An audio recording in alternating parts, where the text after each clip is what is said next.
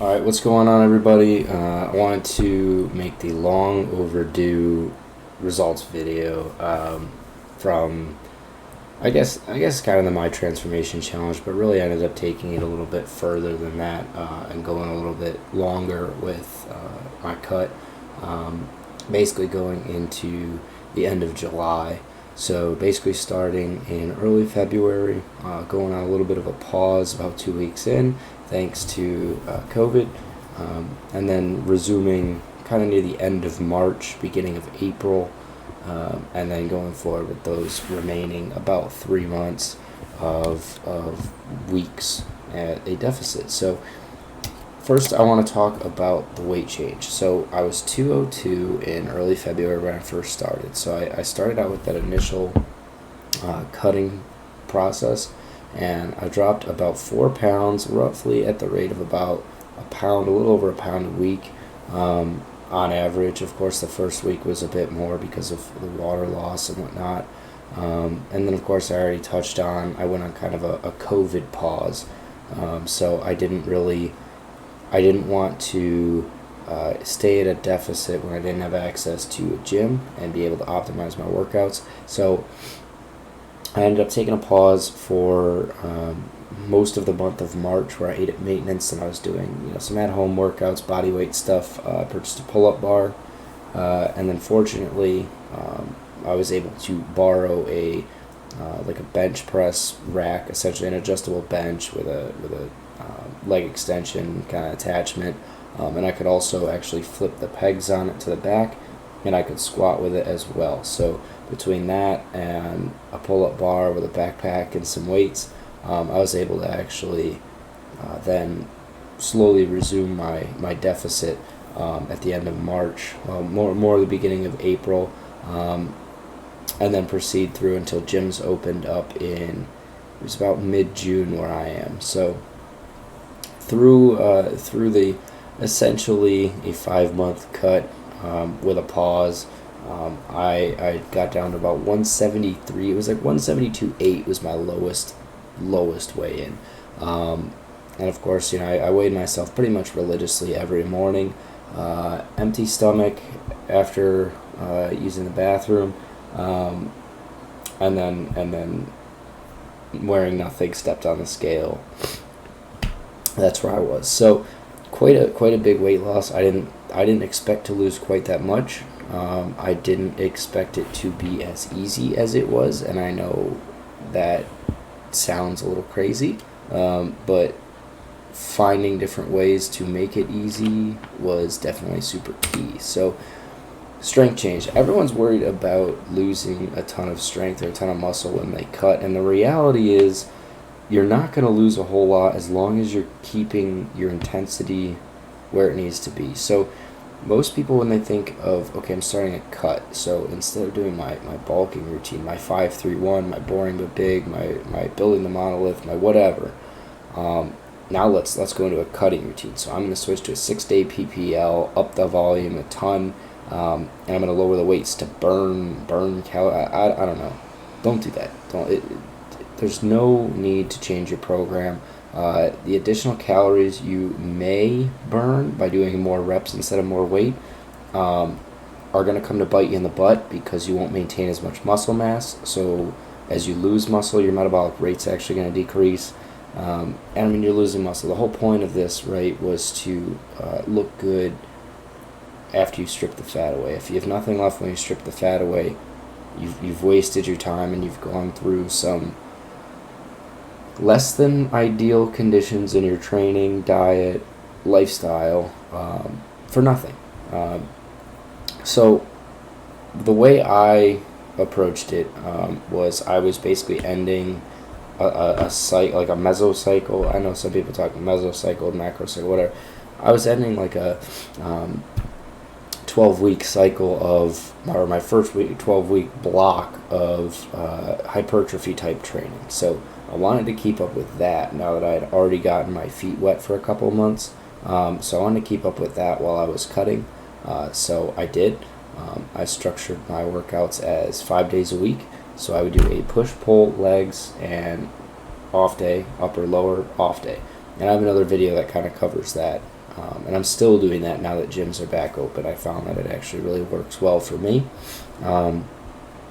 So now I gotta be careful using the word cycle here, because I know that'll trigger some people. But you have to stay patient and understand that making changes halfway through a cut could be detrimental as well. You really want to maintain your intensity, maintain your strength. If you get to a point where you can't maintain, 4 sets of 8 on the bench press at a given weight, maybe try for, 3 sets at that same intensity. Drop a set, maybe drop the volume a little bit, but maintain the intensity, because that, in theory, is recruiting the most muscle fiber. So I focused a lot on my compounds. I could still bench, I could still squat, I could still deadlift, and I could still row, pull-ups, big movements like that. I wasn't doing a whole lot of fluff. All I had access to were, barbell and weights. So in one way, that was almost a benefit. I was really able to focus on the big ones. And I really tried to emphasize form now that, let's be real, the being alone in your apartment lifting, no one's watching you, you can kind of, there's no ego involved. No one's watching you. You don't have to lift a certain amount of weights. I don't have to put 2 plates on or 2.5 plates on. Plus, I don't want to in case I get stuck. So I can really focus on form and actually recruiting and feeling every exercise. Isolation movements were tough. You can do barbell curls, or I would use like a plate in either hand to do like tricep extensions. I had some dog leashes that I actually hooked through the top loop of a backpack. So I'd load my plates in the backpack, put them over my pull-up bar, the dog leashes, and then I could still do tricep pull-downs or face pulls or what have you. So basically I had a high cable station. So you always have to get creative, and you have to do, I was doing hammer curls with 25-pound just plates. I was doing those plate presses to work your inner chest, whatever, but plate presses just kind of as a slower chest movement, kind of as a finisher. I had 1 week band, so I still kept up on my rotator cuff exercises for my shoulders. But really getting creative was key here. So calories. So calories started out about 2,700, which was too high, and I was putting on a good amount of weight. As you saw, I was 202 pounds, which is at 5'10", pretty heavy. I'm fortunate in my fat distribution, so it didn't look horrible, which you'll see in a second.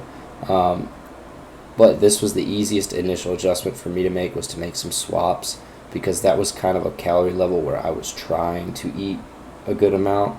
For me, I'm a bottomless pit. I could eat 10,000 calories a day, no problem. Not even blink, just easy. But keeping them healthy and planning to not get tired of rice or whatever, it required a little bit of effort, which is fine because I enjoyed cooking, so I would prefer it that way, to be honest. Especially during COVID, when everything was shut down, there was kind of nothing to do. And where I screw up with my diet, it will be when I'm bored, if I just have to sit at home and do nothing.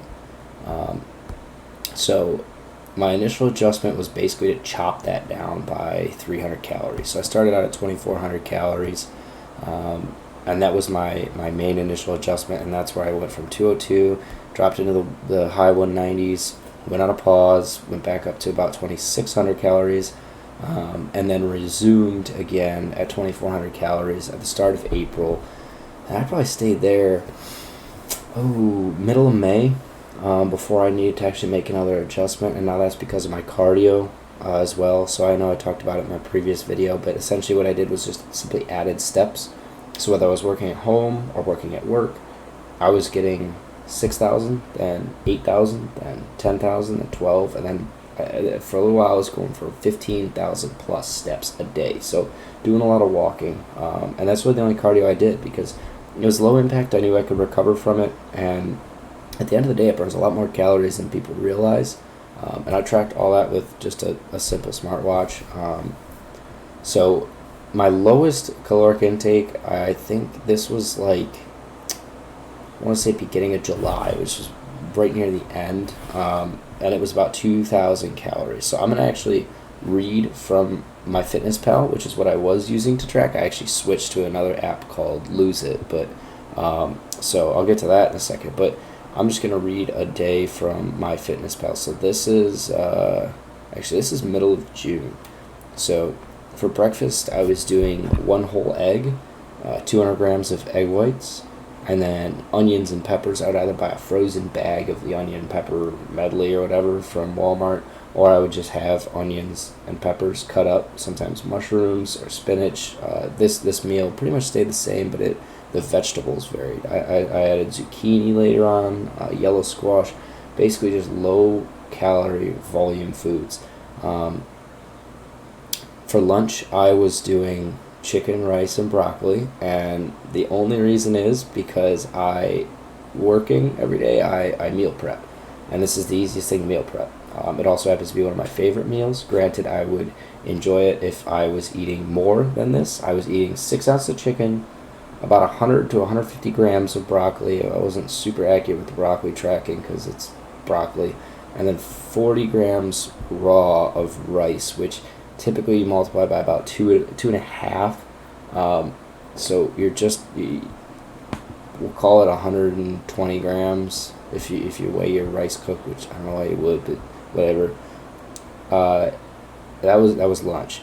Now my pre-workout meal. So for after work, I usually did oats, about, depending where I was in my cut, between 80 or down to 50 grams of quick oats, and then I would cook it with some almond milk, and then add in some stevia or Splenda or whatever, a little bit of cocoa powder and a little bit of protein powder, mix it all up, maybe add a little bit of Greek yogurt if you have the calories, and then I would freeze it, and it would basically make like a Greek yogurt ice cream bar, like homemade.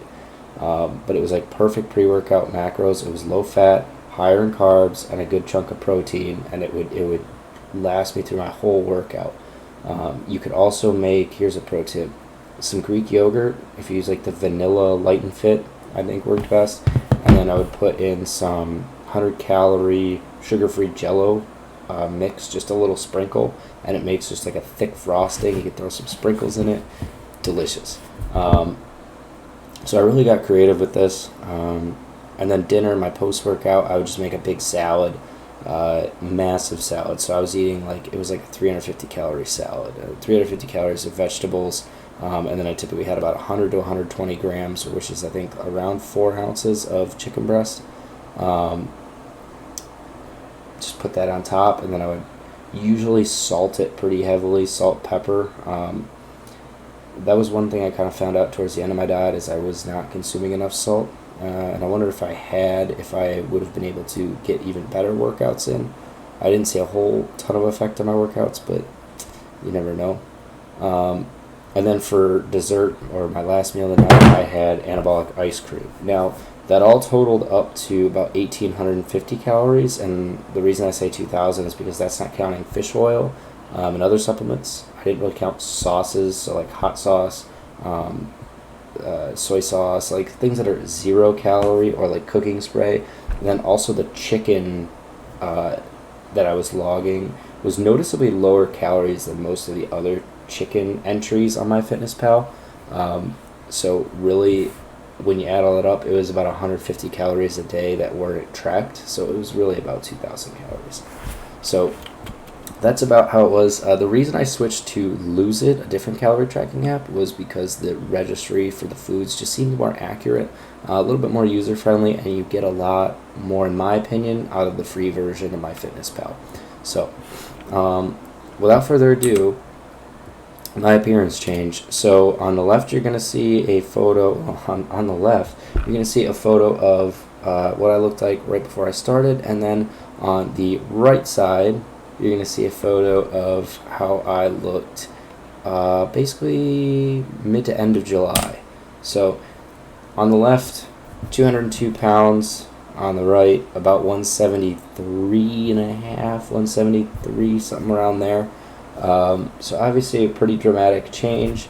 I have some more pictures from the same morning, just so you can get an idea. I look like a skinny son of a gun, I'm not going to lie, but I stripped away a lot of fat. And so far, now that it is the end of August, I'm back up to eating about 2550 to 2600 calories. My steps are still 10,000 a day. It's just easy to keep for me. And my body weight has moved up. I am about this morning I was a little low, but I'm typically about 177, so I gained back some water right away, but I'm eating, a fair bit more. So in reality, if you count the things that are untracked and whatnot, I'm probably about 2650 calories a day. I feel great. My workouts are great. My weights are moving up. I'm progressively overloading, and that's about all I could ask for. So that was my summer 2020 cut, COVID edition. I hope you enjoy, and I hope maybe you learned something too. If you got any questions, throw them in the comments. I don't mind answering anything. Go for it. So thanks for watching, and I'll see you guys later.